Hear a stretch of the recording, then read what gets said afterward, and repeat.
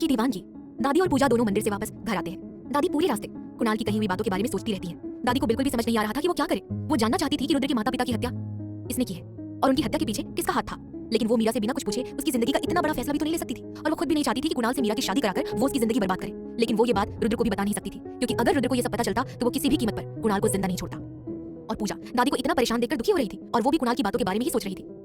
मुझे जल्द से जल्द ये सारी बातें रुद्र भैया को बतानी होगी, पूजा अपने मन में कहती है। कुणाल का घर। कुणाल अपनी किंग साइज चेयर पर आराम से बैठा था, जैसे उसने रुद्राक्ष को मात दे ही दी हो, और हितेश उसके सामने खड़ा होकर उसके जख्मों पर मरहम लगा रहा था।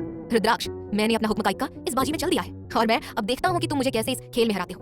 अब मैं तुम्हारी आंखों के सामने ही मीरा से शादी भी करूंगा और तुमसे तुम्हारी रियासत की गद्दी और जो कुछ भी तुम्हारा है सब कुछ छीन लूंगा और तुम कुछ भी नहीं कर पाओगे। कुणाल बोल ही रहा होता है कि अचानक वो दर्द से चीख उठता है, क्योंकि हितेश से दवाई लगाते वक्त उसकी चोट पर हाथ लग जाती है। हितेश उसकी आवाज सुनकर डर जाता है। उसे पता था कि कुणाल गुस्से में कुछ भी कर सकता है। सॉरी सर, सॉरी, हितेश डरते हुए कहता है। कुणाल गुस्से में हितेश की ओर देखता है और उसको जोर से लात मारता है, जिससे हितेश दूर जाकर गिरता है और उसका सिर टेबल के किनारे से लगता है, जिसकी वजह से उसके सिर से खून आने लगता है। तुझे दिखाई नहीं दे रहा है? तेरा ध्यान कहाँ है? कुणाल गुस्से में बोलता है। कुणाल को बहुत गुस्सा आ रहा था। उसे याद आ जाता है कि आज सुबह रुद्राक्ष ने उसे कितनी बेरहमी से मारा था।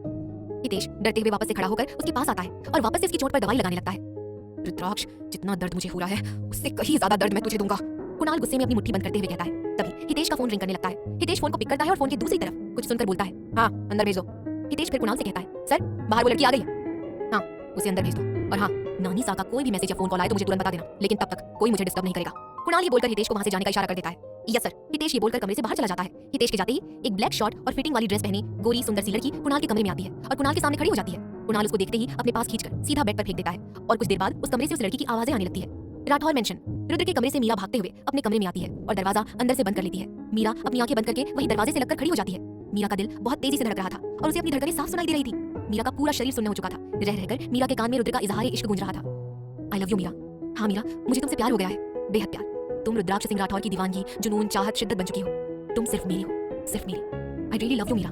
लगातार रुद्र की आवाज मीरा के कानों में गूंज रही थी। मीरा दोनों हाथ अपने कानों पर रख लेती है। नहीं नहीं, मीरा चीखते हुए कहती है, मिस्टर राठौर, आप आखिर मुझसे क्या चाहते हैं? क्यों आप मुझे चैन से जीने नहीं दे रहे हैं? आज जो आपने मुझसे कहा, आप इन सब का मतलब भी जानते हो? मिस्टर रुद्राक्ष सिंह राठौर इतने बड़े बिजनेसमैन और वो मुझ जैसी एक मामूली लड़की से प्यार करते हैं। मिस्टर राठौर, आपने मेरी मजबूरी का फायदा उठाकर हर वो काम कराया जो मैं नहीं करना चाहती थी, और आज अचानक से कह रहे हो कि मुझसे प्यार करते हो। मीरा ये सब मन में कहती है। मीरा जाकर बेड पर बैठ जाती है और अपने दोनों हाथों को सिर से लगा लेती है। दादी को पता चला तो उन्हें क्या कहूंगी? शायद वो ही मुझे गलत समझेंगे। मिस्टर राठौर ने बोल भी दिया है कि वो मुझसे प्यार करते हैं और अब मेरे पास आने का उनके पास एक रीजन भी है। क्या करूं मैं? क्या करूं? कैसे मिस्टर राठौर को खुद से दूर रखूं? मीरा परेशान होते हुए कहती है। इधर रुद्र अपने कमरे में बालकनी में खड़ा स्मोकिंग कर रहा था। उसके जहन में सिर्फ एक ही चीज घूम रही थी, वो था मीरा का उसके कमरे से बिना कुछ कहे वहां से चले जाना। मीरा, मैंने कभी नहीं सोचा था कि मुझे भी कभी प्यार होगा। मुझे प्यार सिर्फ एक खोखला शब्द लगता था, लेकिन इस शब्द के मायने मुझे मालूम चले जब मुझे तुमसे प्यार हुआ। जब मैं पहली बार उस होटल की यूनिफॉर्म में तुम्हें उस काली साड़ी में देखा था, तब से शायद मुझे तुमसे प्यार हो गया था। तभी से मेरा दिल सिर्फ और सिर्फ तुम्हारे लिए धड़कता है। मैंने आज तक किसी और के लिए कभी ऐसा महसूस नहीं किया। मीरा, अब तुम मेरी जिंदगी बन चुकी हो और मैं कभी भी अपने से तुम्हें दूर नहीं होने दूंगा। रुद्र मन ही मन कहता है। दूसरी ओर दादी और पूजा मंदिर से घर आती है। घर के अंदर आते ही दादी पूजा से कहती है, पूजा, हम अपने कमरे में आराम करने जा रहे हैं और आप सभी से कह दीजिएगा कि कोई हमें डिस्टर्ब नहीं करेगा। जी दादी, पूजा बोलती है और दादी वहां से चली जाती है। दादी अपने कमरे में चली जाती है, लेकिन पूजा, उसे समझ नहीं आ रहा था कि मंदिर में कुणाल और दादी के बीच जो कुछ भी बात हुई थी वो उसके बारे में रुद्र को कैसे बताए, क्योंकि उसे दादी के व्यवहार से नहीं लग रहा था कि वो रुद्र को कुछ भी बताना चाहती है। इसीलिए पूजा जल्द से जल्द सब कुछ रुद्र को बता देना चाहती थी। पूजा जानती थी कि रुद्र ही कुछ कर सकता है। पूजा अपने फोन से रोहित का नंबर डायल करती है, लेकिन रोहित फोन पिक ही नहीं करता। पूजा परेशान हो जाती है। वो किचन की ओर जाने लगती है कि तभी उसे वहां एक नौकर कुछ फाइल्स ले जाते हुए दिखाई देता है। उसे देखकर पहले तो वो सोचती है कि ये काव्या की कॉलेज की होगी, लेकिन फिर उसे ध्यान आता है, पर काव्या दीदी तो आज कॉलेज गई नहीं है, तो ये फाइल सिर्फ रुद्र भैया के लिए होगी। इसका मतलब रुद्र भैया। पूजा मन में कहती है। रुको। पूजा उस नौकर को रोकती है और वो रुक जाता है। ये फाइल किस लिए ले जा रहे हो? पूजा उसे पूछती है। तो रोहित सर ने कहा था इन्हें रुद्राक्ष सर को उनके कमरे में देकर आने के लिए। नौकर बोलता है, भैया घर पर ही है? पूजा हैरानी से बोलती है, हाँ सर घर पर ही है। नौकर बोलता है, ठीक है, ये मुझे दे दीजिए, मैं उन्हें दे दूंगी। पूजा बोलती है। पूजा को उस नौकर से पता चलता है कि रुद्र घर पर ही है और अपने कमरे में है। वो नौकर से वो फाइल लेती है और वो जल्दी से रुद्र के कमरे की तरफ चली जाती है, लेकिन तभी उसे बीच में काव्या मिल जाती है और वो पूजा को रोक लेती है, क्योंकि काव्या भी कुछ देर पहले ही वापस घर आई थी। पूजा रुक तो जाती है और वो जल्दी से जल्दी वहां से जाना चाहती थी। पूजा सुनो ना, क्या तुमने कहीं मेरी वो रेड वाली ड्रेस देखी? हमने अपना पूरा रूम चेक कर लिया है, हमें वो कहीं भी नहीं मिल रही है। क्या तुम उसे ढूंढने में मेरी हेल्प कर सकती हो? काव्या बोलती है, दीदी वो ड्रेस आपके कबर्ड के राइट साइड में नीचे एक से दूसरी अलमारी में है। पूजा जल्दी से बोलकर वहां से चली जाती है और काव्या उसे हैरानी से देखती ही रह जाती है। रुद्र बालकनी से कमरे में अंदर आया ही था कि तभी उसे कमरे में दरवाजे पर नॉक होने की आवाज सुनाई देती है। रुद्र अंदर आने की परमिशन दे देता है। पूजा कमरे के अंदर आती है। पूजा को देखकर रुद्र उससे कहता है, पूजा, मैंने आपसे कितनी बार कहा है कि आपको मेरे रूम में आने के लिए कोई परमिशन की जरूरत नहीं है। आप मेरे लिए काव्या जैसी ही हैं, इसलिए आप आगे से ऐसा नहीं करेंगी, ठीक है? रुद्र उसे हल्का सा डांटता है। सॉरी भैया, आगे से ध्यान रखूंगी। पूजा ये बोलकर फाइल्स वहां टेबल पर रख देती है और चुपचाप खड़ी हो जाती है और कोशिश करने लगती है कि कैसे रुद्र को वो सब कुछ बताए। रुद्र की नजर जब पूजा पर जाती है तो वो कुछ परेशान सी लगती है। रुद्र उसके पास जाता है और पूजा का हाथ पकड़कर उसे सामने बेड पर बिठाता है और खुद उसके सामने कुर्सी पर बैठ जाता है। क्या बात है पूजा, आप कुछ कहना चाहती है? आराम से कहिए। आपको अपने भैया से कुछ भी कहने के लिए इतना ज्यादा परेशान होने की कोई जरूरत नहीं है। आप बेझिझक मुझसे कुछ भी कह सकती हैं। रुद्र प्यार से उसके सिर पर हाथ फेरते हुए कहता है, हाँ भैया, हमें ना आपको ना कुछ बताना था। पूजा घबराते हुए कहती है, हाँ बताओ। रुद्र कहता है तो पूजा उसकी तरफ देखते हुए अपनी बात कहना शुरू करती है। वो रुद्र को बताती है कि आज जब वो और दादी मंदिर गए थे तो वहाँ कुणाल मिला था और कुणाल ने दादी से मीरा से शादी करने की बात दादी से कही। वो इसके लिए दादी पर बहुत दबाव बना रहा है। वो किसी भी हालत में मीरा से शादी करना चाहता है। पूजा आगे कुछ नहीं बताती है क्योंकि पूजा ने दादी और कुणाल की केवल यही बातें सुनी थी और उससे उन दोनों में क्या बात हुई वो वहाँ के शोरगुल में सुन नहीं पाई थी। वो ये बात नहीं सुन पाई थी कि कुणाल ने दादी को रुद्राक्ष के माता पिता की हत्या के पीछे कौन था इसका जवाब देने के लिए कुणाल दादी को ब्लैकमेल कर रहा है। वो ये सब नहीं सुन पाई थी। ये जानने के बाद कि कुणाल ने फिर से दादी से मिलने की कोशिश की और उसने फिर से मीरा से शादी करने के लिए दादी से कहा, ये जानकर गुस्से से रुद्र की आंखें लाल हो जाती है और उसका चेहरा काला पड़ने लगता है और वो अपने हाथों को कसकर मुट्ठी बना लेता है। उसे ऐसे देखकर पूजा भी बहुत ज्यादा डर जाती है। अब आगे क्या होगा जानने के लिए सुनिए इश्क की दीवानगी सिर्फ और सिर्फ प्रतिलिपि एफएम पर। भाग 34 इश्क की दीवानगी। दादी अपने कमरे में एक बड़ी सी चेयर पर बैठी हुई किसी गहरी सोच में खोई हुई थी। वो जब से मंदिर से वापस आई थी सिर्फ और सिर्फ कुणाल की बातों के बारे में ही सोच रही थी और किसी भी निर्णय पर पहुंच ही नहीं पा रही थी। क्या करें, कुछ भी समझ नहीं आ रहा है। क्या रुद्र को इस बारे में बताएं? नहीं, अगर रुद्र को इस बारे में बताया तो वो हमारी एक भी बात नहीं सुनेंगे और कुणाल से सच जानने के लिए उसकी जान तक भी ले लेंगे। फिर हमें कभी भी सच का पता नहीं चल पाएगा। वो राज कुणाल के सीने में दफन रह जाएगा। दादी मन ही मन सोचती है, अगर हम कुणाल की शादी मीरा से करा दे तो। नहीं, हम ये क्या सोच रहे हैं? हम उस बच्ची से बिना पूछे उसकी जिंदगी का इतना बड़ा फैसला नहीं कर सकते। क्या करें हम? महादेव, आप ही कोई रास्ता दिखाइए, आप ही कोई रास्ता दिखाइए। दादी मन में प्रार्थना करते हुए कहती है। इधर मीरा अपने कमरे के बाहर बने गार्डन में चली जाती है। उसे सोनू की बहुत ज्यादा याद आ रही थी क्योंकि वो अपने आप को इस वक्त बहुत ज्यादा अकेला महसूस कर रही थी। अगर सोनू इस वक्त उसके पास होती तो वो अपने मन की सारी बातें उसे बता देती, लेकिन इस वक्त मीरा चाह कर भी कुछ भी नहीं कर पा रही थी। रुद्र का कमरा। पूजा से ये जानने के बाद कि कुणाल ने फिर से दादी से मिलने की कोशिश की और उसने फिर से मीरा से शादी करने के लिए दादी से कहा, ये जानकर गुस्से से रुद्र की आंखें लाल हो जाती है और उसका चेहरा काला पड़ने लगता है और वो अपने हाथों की कसकर मुट्ठी बना लेता है। उसे ऐसे देखकर पूजा भी बहुत ज्यादा डर जाती है। पूजा, आप अपने कमरे में जाइए और जो बात आपने हमें बताई है इसके बारे में किसी को भी कुछ भी नहीं मालूम चलना चाहिए। रुद्र अपने गुस्से को बड़ी मुश्किल से संभालते हुए कहता है, लेकिन मीरा दीदी। पूजा घबराते हुए कहती है, आप मीरा की चिंता मत करो, मैं हूं ना, और मेरे होते हुए मीरा के साथ कुछ भी गलत नहीं होगा। रुद्र बोलता है और ये बोलते समय पूजा को उसकी आंखों में मीरा के लिए फिक्र साफ नजर आती है। ठीक है, पूजा ये बोलकर रुद्र के कमरे से चली जाती है। उसके जाते ही रुद्र का गुस्सा फूट पड़ता है और वो गुस्से से दीवार में एक पंच मारता है। कुणाल, मेरा सब्र जवाब दे चुका है और अब ये तुम्हारे लिए बिल्कुल अच्छा नहीं होगा। शायद मेरी बातों को तुमने बहुत हल्के में ले लिया। अब जो अगले कुछ पलों में होगा वो सिर्फ तुम्हारी बर्बादी का ट्रेलर होगा। मैं तुम्हें पूरी तरह से खत्म कर दूंगा जिससे तुम अपना फन दोबारा नहीं उठा पाओगे।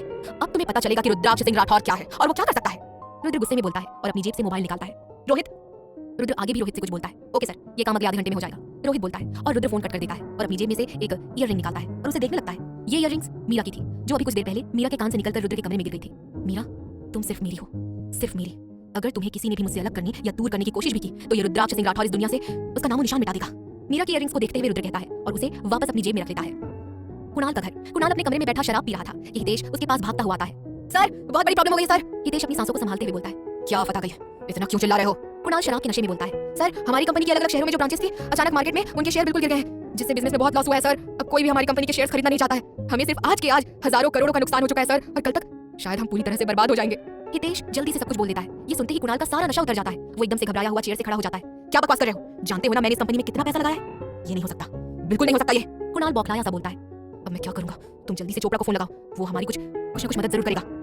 कुणाल जल्दी से बोलता है, सर मैंने उन्हें फोन किया था पर उन्हें हमारी मदद करने से साफ मना कर दिया गया है। हितेश बोलता है। ये सुनकर कुणाल गुस्से से चीखता हुआ शराब की बोतल जमीन में फेंक देता है। हितेश उसके गुस्से को देखकर डर जाता है। सर आप शांत हो जाइए सर। सर आप रुद्राक्ष से दुश्मनी ना ले क्योंकि मुझे पता चला है कि ये सब उसी ने और उसकी कंपनी ने किया है सर।